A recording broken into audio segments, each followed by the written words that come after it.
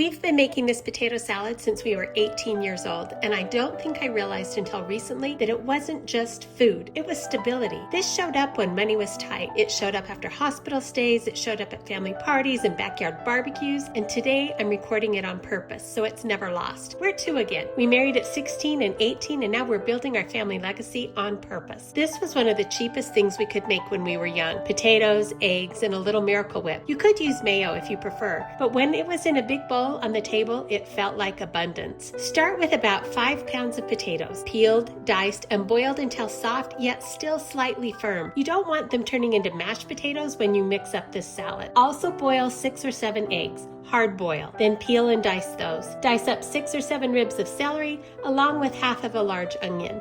In a separate large bowl, like one you would use to have breakfast cereal, add your Miracle Whip. Add enough to fill the bowl about 3/4 of the way full. Then add some yellow mustard. You decide how much mustard you like. Stir this until it's fully combined. Pour this onto the celery, onions, and potatoes and mix. Then carefully mix in your eggs. Now for the secret ingredient.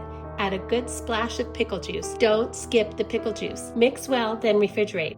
This potato salad tastes even better the next day. Just before serving, garnish with a sprinkle of smoky paprika. If one day our grandkids are watching this is how we made it. This is what our summers tasted like. You don't have to have a perfect family to start preserving something special. Just start with one recipe, one tradition, one story. What dish always shows up at your family gatherings? Tell us in the comments. Let's preserve those things together. Thanks for watching.